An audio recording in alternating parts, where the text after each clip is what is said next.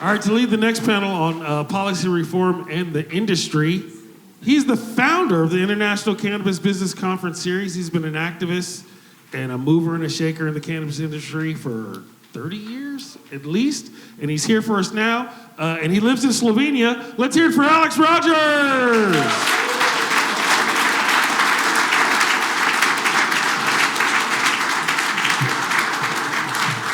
Thank you, and let's give a big round of applause for Ungayo Bilam, the wonderful MC, ICBC. You know it can't be a totally boring conference when Ungayo is the MC, so, and thank you again, Peter, really appreciate you, man. So, we're gonna talk about policy reform and industry, and I have some very esteemed guests with me here. To my right is Gaspar Frišković. He's the Chief Compliance Officer for the Tallman Group. And we have the Deputy Mayor of Ljubljana in the house, Boštjan Kortednik. Boštjan, very nice to have you here, man. Really appreciate it. And we have Božidar Radišić. Thank you. And Božidar is one of the longtime activists in Slovenia. And to tell you the truth, we wouldn't even be here at this gathering right now if it wasn't for Božidar. So let's give our esteemed panel members a round of applause.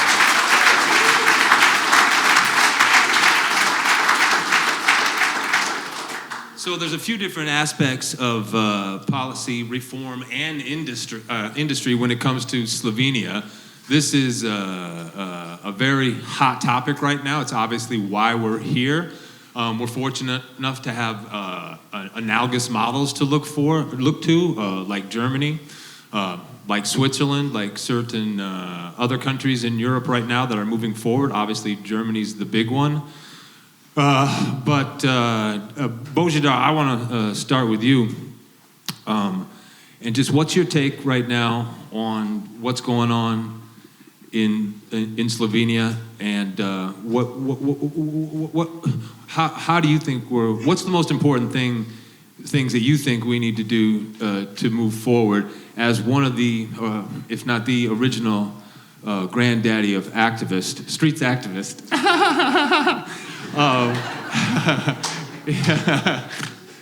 That's a Slovenian double entendre, but what's your opinion on the matter right now in Slovenia? As most of the world or Europe, we still have very confused and very old legislation about everything.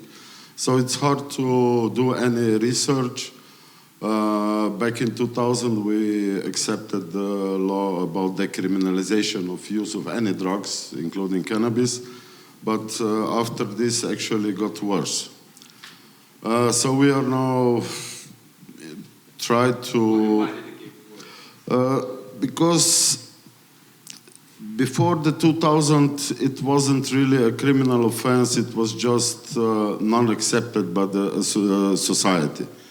But when we implemented that law, then actually it started the criminalization of users. So it's the same like in the States. Until then it was okay.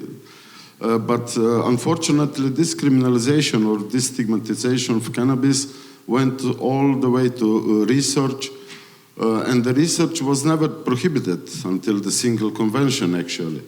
But for research, you need certain, documentation from ministries and bureaucrats and so on, and you could not come through.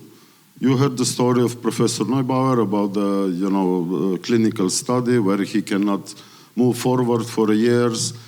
And I really think it's not okay. So I think that we should change the whole legislation on the field of drugs, not just cannabis, because we do much more harm to people than they have benefit of it. Prohibition being a failed policy in general. And Gaspar, can you tell us what are some of the I guess, statutory hurdles, one might say, in terms of the UN and the EU's perspective on this, and what are some hurdles that we and other countries might be facing right now in Europe when it comes to modernizing cannabis policy? Yeah, so as already my colleague explained, it's really hard to, we generally speak like about legalization, but it's something that's really hard to achieve because we have on the UN level, we have the 61 and 71 and 88 convention, which all basically prohibits cannabis for all use except for medical and research. And then of course we have the EU legislation with the Schengen Agreement being the biggest one, which also prohibits and recalls to the UN conventions. Then, of course, every member state already also has its own legislation, which is a bit different. So there is no one cannabis legislation in Europe or in the member states, even though we have two, let's say, legislative steps above it. The UN and the European legislation. So it's a bit confusing also for the researchers, at the end for the consumers, and I think it's not okay. So what's this idea? So what is okay, as far as I understand, is doing for research and medical purposes. Bozo, could you explain a little bit what that entails, what that means? Yeah, actually, Slovenia already adopted cannabis into drugs which are accessible through the medical system back in 2017. But except Professor Neubauer and maybe one of two his colleagues, you cannot find a doctor who will prescribe. So, and nowadays I think because of this situation, the patients are even in worse situation that it was 10 years ago, and in a worse that it should be, because with the stigmatization of cannabis and with the attitude of Ministry of Health, or better to say bureaucrats on Ministry of Health, doctors do not dare to prescribe cannabis because they can have problems. So this is a big mess. I think it's all over the world. And, but I hope that Slovenia, as many other countries, will follow German model, which is, I think, for the time being, best what we can achieve inside the European Union, and we would, I think, follow as usual. Cool. I'd actually like to talk about that in a little bit, because there's what are we going to do? What policy will we abide by? Will we get behind to push in Slovenia to modernize its cannabis policy? But there's also the big question of how that's going to happen. Bastian, you know politics as well as anybody, I reckon, in this country, for better or for worse. And you know, like. How do we do it? I think there's a lot of, you know, up to this point, we're hitting certain walls and certain things. You know, what are some of your suggestions of how dynamic we can be in terms of getting this achieved, without knowing exactly what we want to achieve, but what's that process kind of look like? Well, thank you. I'm glad to be here. I don't know if I know politics as good as anyone. I'm in politics for 4 years now. Too much, of course. But law is always resemblance of interests. So it always depends what the interest of the population are, and what the interest of the governing party or the government is. And usually you have some real events that resemble in legislation, or you have legislation that imposes action to people. What I've heard now, we have people to use marijuana or cannabis, and we have doctors that could, but they don't prescribe it. So we have this double problem. Even if you get knowledge out that it can be useful, we should use it, or can help in many aspects, you always have bureaucrats. And bureaucrats are made, and that's something that's not only known for Slovenia, a status quo. So we don't change anything, we don't take responsibility, we can't be hurt or punished or sanctioned. And that's this is almost a cultural thing. It is, but it's not only in Slovenia. It's general problem. So what we have to do is we have to get knowledge out. Conference like this is a great opportunity. Of course, following other people's examples, if Germany could do it, can do it, we can too, because we're in the same union. So I think that's the best approach. If my personal opinion, and I'm not here as deputy mayor, to be frank, I was warned to emphasize that, even though I can't even inhale, to be honest. But what I think the good approach would be, my honest opinion, if a political party would say, we will decriminalize that or we will make it really liberal, that would be a political suicide. So what has to be done in the backstage, they should agree on the positive effects. They should, let's say, stimulate conferences like this, and afterwards come with a political, legal solution. That would be my advice. Yeah, so, and in the past in Slovenia, it hasn't been that way. A lot of the propositions coming from the activist community have not necessarily coalesced well with the political aspect of this. Would you say that's true? By all means, and not only in this area, everywhere. If you don't get real pressure from the people, from the voters, then you have to have some other incentive for the political parties to get into the boat. So I'm curious, but what do you think that a consensus would look like? What is the incentive for people to change this ever so coveted status quo? Well, if I'm, again, honest, money, always money. So, I was in the right-wing government, even though I'm not right political, let's say, lover. But I always said we had this COVID applications, and my statement was, we give 10 euros to everyone, they would give all personal data for free. For free, for 10 euros. That's what we always do in the stores. We gather points, loyalty points. We give out our personal data as if it's nothing.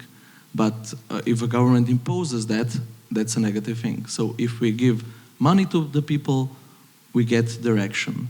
The same is here. If you give money to the people and people are also in the government, we get action. Yeah, well, I really appreciate your candor, Mr. Deputy Mayor. Yeah, let's give it up. We like to hear that. I wasn't going to say my question was rhetorical, but it's awesome. So now let's talk about a little bit, maybe what can Slovenia do? Božo, you're talking about doing following the German model. Gaspar, what would you say that is, what do you think some of the best aspects of the German model are? And this is quite a poignant question, especially after Mr. Holmberg just spoke. So regarding the German model, in my honest opinion, their first pillar model is the wrong approach. So their second pillar, which would be the pilot project, that is, in my opinion, the better option. And it's coincidentally the same approach that Switzerland is taking. And it's in accordance with the EU regulations and the European regulations because it falls under research. So I think that would be the best approach, and we could then research, because nowadays the question even still is cannabis a bad drug? Is it good? Is it bad? How does it affect people? How does it affect absenteeism, traffic safety, and so on and so on? And those are the things that really could be tested. So even to get some of the, I'm going to say, false information out of the way, because there's a lot of it out there. For example, I just heard one a couple of days ago. I was reading a report for 2022, and it said that road traffic safety really decreased when a country adopted cannabis. So I said, well, where can we check that? And I said, okay, so Netherlands should have a really bad traffic safety. And the European Union actually tracks the traffic safety accidents. And the statistics is that Netherlands is about 40% better than the European average. So obviously it doesn't... Maybe a spurious correlation. Yeah. That's awesome. Bojo, what do you think? I just want to add this, cannabis, regulation of cannabis is very popular thing in Slovenia since last 15 years. Every government before the election promised big things, there were different law proposals. But when this party or this coalition of parties come to the power, they all forget it. But we are also unlucky maybe because we have frequent change of governments, not the whole mandate. So it's usually 2 years, if they are lucky 3, if they are very lucky 4. And in such a weak political system, then the bureaucrats, as Bushan said, are leading the dance, Yeah. And I don't know, we cannot solve problems with the same people who made them. So the first thing is to change those people who are in charge for drugs and so for 30 years. If I can just add, I think if we take from what Bože just said and what Boštjan said before, I think it's the people who need to put pressure on the politics, and they can also deal with the administrative or the administrators. And because I think putting people like Professor Neubauer or other people who are treating patients, real life patients, with heavy disease and telling them, listen, we have this patient who we could help, but we cannot because of some bureaucracy. This is how we will apply pressure to the politics, and then things will change. So, Boštjan, do you agree with that? Yeah, absolutely, because people can relate to those sad stories, and they don't see, junkies in Metelkova. They see these people that need help. So that's most certainly the way to go. But I have to correct or add to my previous statement. I wasn't talking about corruption and bribes. don't mix that. Yeah, I know. I thought about it later. It's the economic incentive that's important. It's the same with taxes. We all know if we lowered taxes, if we had 10% flat rate, companies would come to Slovenia. We all know that. If I talk to anyone, left, right, they all agree. But it's not a populistically good thing to say or to go into the parliament and say, look, we will lower taxes because we will have lower invoices, our tax authority, but we will have more invoices. That's something we all agree, but we can't put it into the parliament because it's not populistically okay to take less money from the rich at the end of all, from all. Yeah, and I definitely know what you meant when you said that the economic incentives, because that's what happened in America. That's how we legalized in America. I've been an activist since 1993 when I met Jack Hare, and he took me under his wing, and I started, and I was a activist, a volunteer signature gatherer on the street. And our narrative at that time was pushing cannabis for human rights, civil liberty issues. We didn't push it for money or economic incentive back then. We were activists and we thought, well, this is a plant and this is our body and you shouldn't be locking people up for years for this. And that's kind of where we were coming from for years until and then what happened was you had a lot of big organizations come up after California came in for medical. And just giving some context of how it happened in America a little bit, not that that's the same analogy here, but there is crossover. As we're legalizing in America, up until so there was, before the recession, it was a human rights, civil liberties thing. That's what we were pushing. We had big organizations like MPP, Marijuana Policy Project, and Drug Policy Alliance, and they started giving big money to campaigns that were starting to do state campaigns. Like you're in California, they could give you $1 million. They had some billionaire philanthropist, whether it was Peter Thiel or George Soros. Those are two of the philanthropists behind those two groups.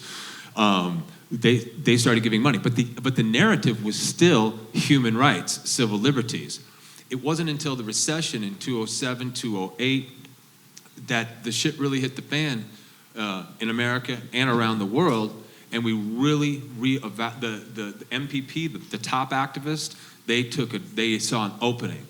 That we're going to push the economic incentives of cannabis, and that's going to be our number one thing. Because as political strategists, you never want too much messaging. It'll get convoluted. It'll dilute itself. So they started pinpointing on the economic issues specifically, and unfortunately, fortunately and unfortunately, it's still that. People sometimes tend to forget the human rights aspect of cannabis and just individual liberty in general.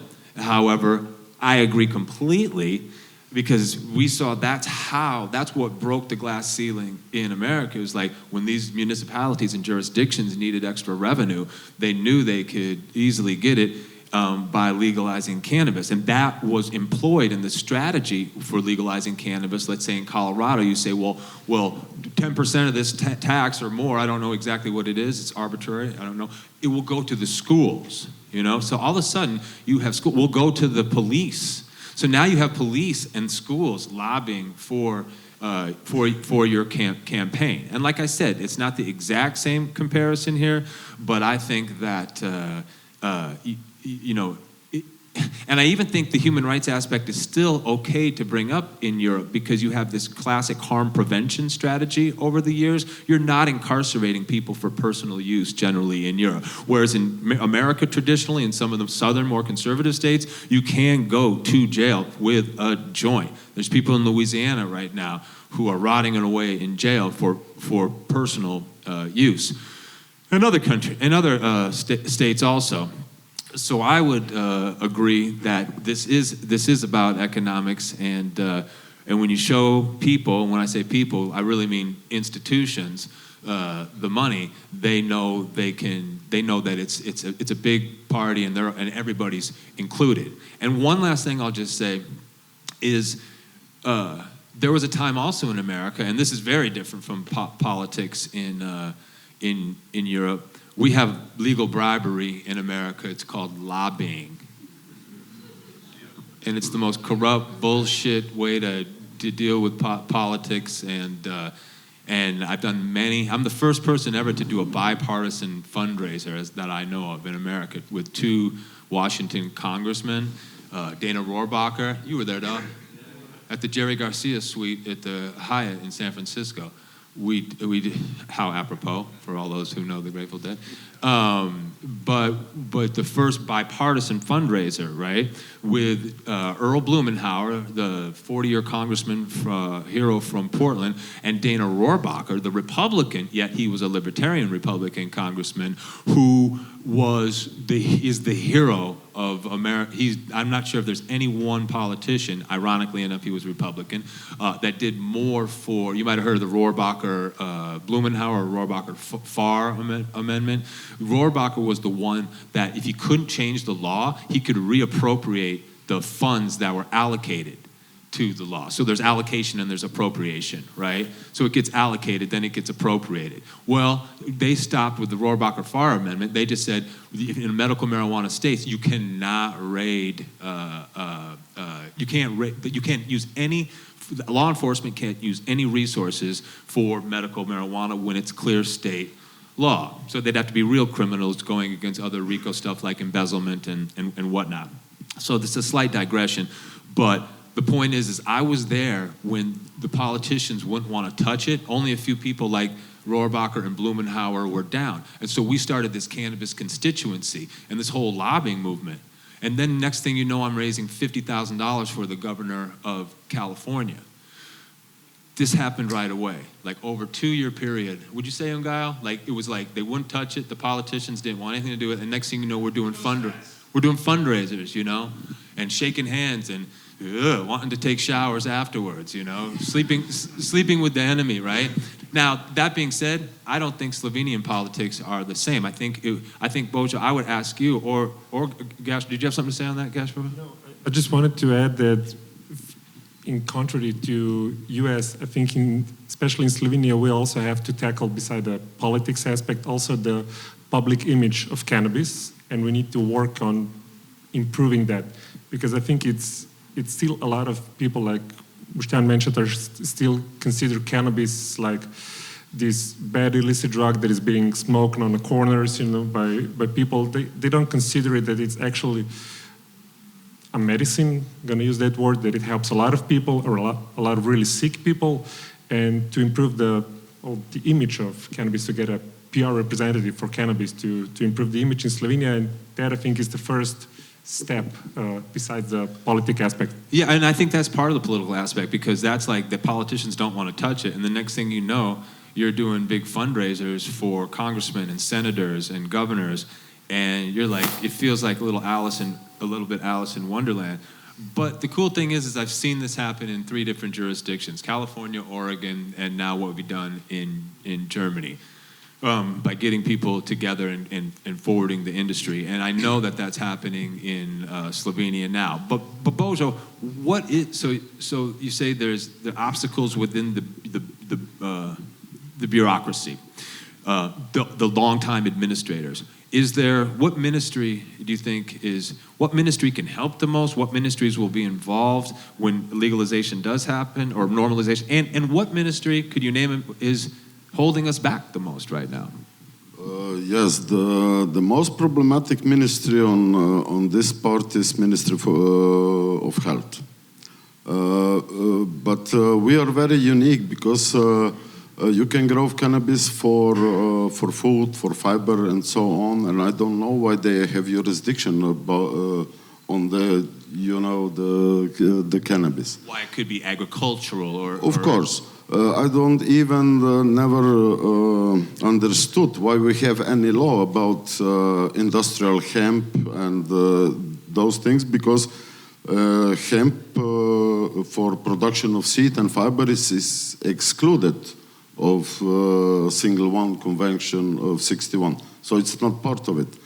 But still, bureaucrats somehow succeed to complicate it. You know, but I think that key is now it's put together all the industry and science. But when I started almost 20 years ago, I already realized that actually the education is the thing where we have to move forward. So we started to organize seminaries, scientific conferences back in 2014. But whenever we have anything to do, with medical chamber or Ministry of Health, they have done everything to stop us, on this or other ways. So, but I still strongly believe in this. If we want to change narrative towards cannabis, we're still organizing seminaries for doctors, nurses.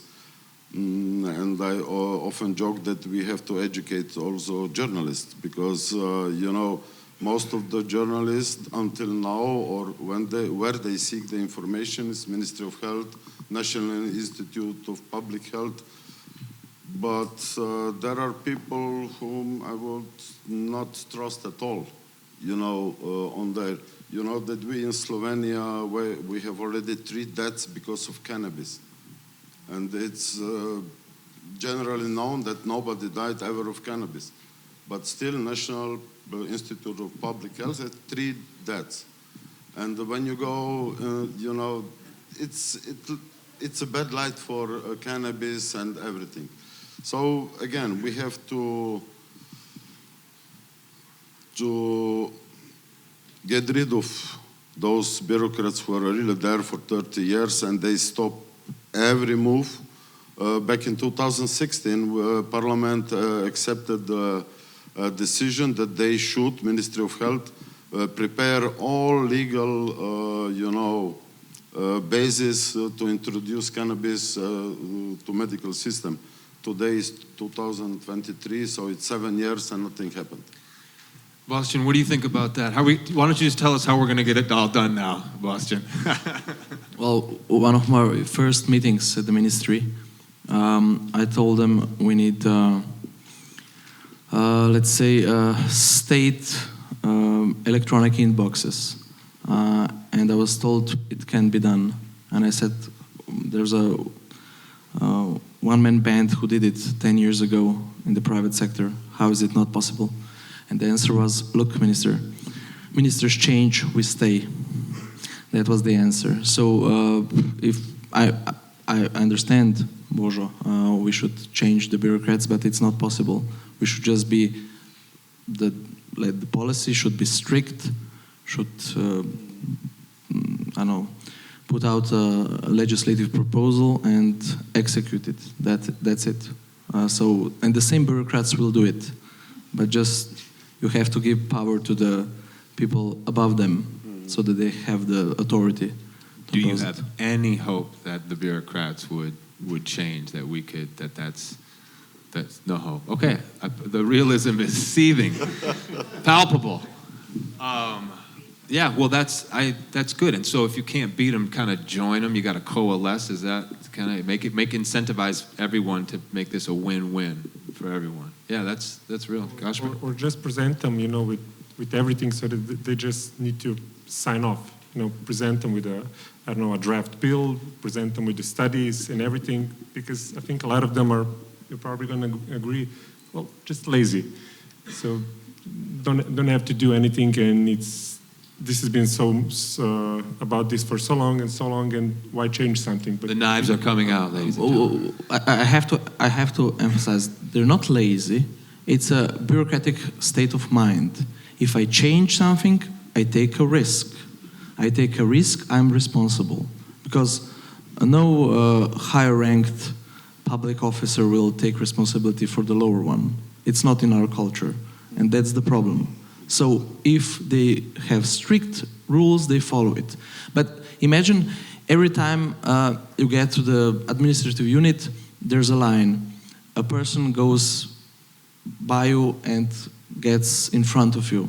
Are you happy? No. Are you happy with the bureaucrat who let him or her in? No. Even though they have let's say, a life reason why that person should be in front of you, you don't accept it. You personally don't accept it because you have rules, and rules should be followed. And bureaucrats learn that. They were so often criticized for doing reasonable things against some general rule. They just follow the general rules now. And it's something that we impose to the bureaucrats, and now we suffer from that same consequence. That's absolutely fascinating. And yeah, Gaspar, going back to what you said about what can we take from Germany, I agree. I think the best model that we have right now to push forward in Slovenia is the pilot project model. And I think the fact that Slovenia has a rich history of research and development with a lot of things. You guys are a very smart, innovative country. And I think that is Slovenia's biggest export right now is research and development and intellectual property. And I'm just really glad to be here on this ride with all you guys, you beautiful gentlemen up here. Thank you so much for this great panel. Can you give some applause for these guys right here? Thanks, guys, so much. We'll open it up to questions right now. If anyone has any questions for our esteemed panel members, please shoot. Oh, come on, don't be shy.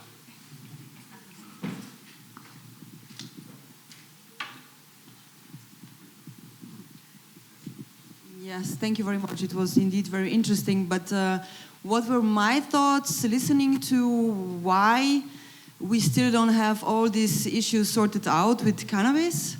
My question for you was then, okay, but how do you evaluate the role of pharmacies in this big picture? Are they our allies?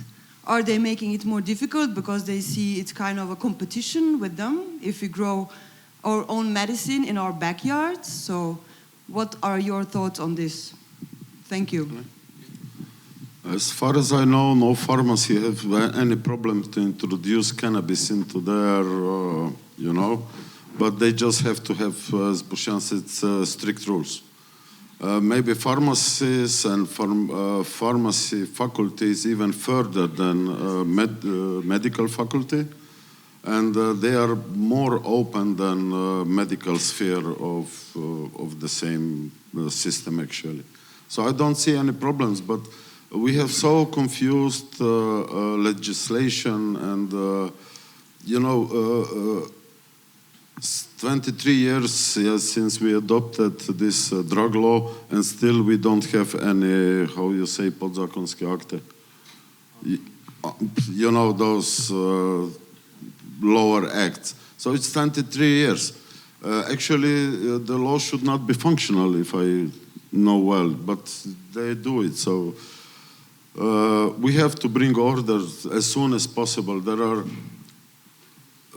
some tries for years, but to change medical system, it's not easy, and introducing the cannabis into a medical system is a big change for them. And I would say that you have to distinguish producers and sellers. Producers can see you as a competition. Sellers never. They sell, and if the margin is higher, they rather sell your product than the other people. So. And regarding home grow, I think we saw in Canada when we had companies like Tilray who were lobbying against a home grow because they thought it would deplete their revenue, or people wouldn't go to the dispensaries then. We actually find that's the opposite, though. That's not however you feel about home grow. Just because someone can grow a few plants in their house, it doesn't actually mean that dispensaries in the area will do less. It actually means that they could actually do more revenue because the market is so primed. You can only grow 1 or 2 strains, but you go to the dispensary and it's and where I'm from, and it's like a kid in a candy store, and I'm that kid, and it's like, and it's like, well, I can't make shatter, or I can't do that. I don't make dabs. I can't make this pill with perfectly 5 milligrams THC and 0.05. It just, once the market gets advanced, the home grow just becomes a novelty. It's like, hey, look at my couple plants. I can save a little bit of money. Or I could trade it for something else, whatever it is. That's how it happens in Oregon. You can grow plants and plants and plants in Oregon, but I don't know how many billions of dollars we did just in Oregon in revenue this year. So I just like to make that point about homegrown, so we can still keep to the human rights, civil liberties aspect. Do we have another question? You got a question, Ga? Come on, nobody's got a question? Yes, my question is, what time will the shuttle be here? Shuttle will be here. For the party. That dang shuttle. Those darn shuttles. Everybody wants to go to Magnifico. Yeah, okay, Magnifico's tonight at the castle. It's going to be, I don't know how we're going to stand it here. It's so amazing. So it's 8:45. 8:45 the shuttle goes. And don't forget to tip your waiter and donate to the... What advice would you all give people? So people want to be politically involved. People want legalization in Slovenia. What all can they do? They could vote, they can threaten, discuss with their politicians. What else? What do you need? Big festivals or rallies or protests? Like, what is the most effective way here in Slovenia? I believe that conferences like this, like giving knowledge to the people, the professionals, and also the general public, the news gets out, that the people know about it, and I think step by step this is gonna get better. We don't have the processes in America with the pressure on your representative and so on. So yeah, just getting the knowledge out to the people, and that's how it will get better. Yes. I just wonder. Why you're saying home grow against a company? In Israel, we have only company that is providing cannabis to the pharmacies, and this is only the way the patients could buy the cannabis. But in Canada, they allowed to grow whole, but very few patients really did it. a majority of the urban population is looking for a product already had been made and available on the shelves with different strains. In Israel, we are now trying to convince our parliament, that I'm an advisor of Israeli Committee of Parliament for Cannabis Regulation, to permit to have a home grow with a good quality will be assessed, and the company could supply cannabis for the patients together with a pharmacy. So pharmacy should not concurrent with a company who should be a self-supplier, because before reform we had only companies supply directly to the patients, and now they could bring it to the pharmacy. Pharmacy has a margin about 30%. This is a large amount of money coming to the pharmacies, and the patients have a very huge difficulty. So we do not have an optimal system of regulation in the world. There is no optimal system, but we need to have a cooptation, cooperate system that permits people to buy it from the supplier, from the grower, and from the pharmacy by their own change. This is a human right. Thank you. Yeah, so that wasn't a question, that was a statement, but it was something that I basically thought I kind of already said when I talk about this homegrown. I believe it's a human right also to grow cannabis, to grow any plant, to grow mushrooms if you really will. Okay, I think whatever God gave us to grow in our backyards, we should be able to grow, but one step at a time. My lawyer's freaking out right now. He's like, no, don't say mushrooms. But these are all healing plants. We have to get back to our spiritual intelligence. A lot of people don't talk about what spiritual intelligence is. We know about academic intelligence, social intelligence, but we really have to get back to a spiritual intelligence where we have just more feeling and empathy in community in general, and come from the bottom up and not the top down. So if I just want to... I want to talk. Tamara, I just want to add to Ilya. I just don't want to mix the medical sector and public health sector and personal use and human rights. I always say, if on any field it is, now very popular, my body, my choice, so it should be also on the field of cannabis. Yeah, I agree that we also had in our session on science, so to divide, to have different laws for recreational and for medical. Yeah. And I would just like to add to the question of what shall we do in Slovenia now. I think that, as we heard at the opening, our president of the government and our coalition now is willing, ready to do something about it. And it's a moment that also all we just try to go directly to the government, to the representative of the government, and demand that, and what to also organize such meetings with within Slovenia, within our politicians, like, let's say the city government, the mayor of Ljubljana, and so on, and to move this idea forward. And what the politicians want is the civil society. And here we have, for example, the Association of Oncological Patients, and there's the director here. So we have also Europa Donna, so the patients of with breast cancer, and they should push along with us to idea and carry it out to politicians, so to transfer it to... Let's do it, Tamara. All Let's right. do it, okay? Let's do it. I'm ready. I love it. Do we have time for one more? Is it quick? No, that's it. We got to move on. I'm sorry. I'm so sorry. We're out of time. It's 4:40. It's 2. It's 2:45. I know we run a tight ship. You would think you were from Germany.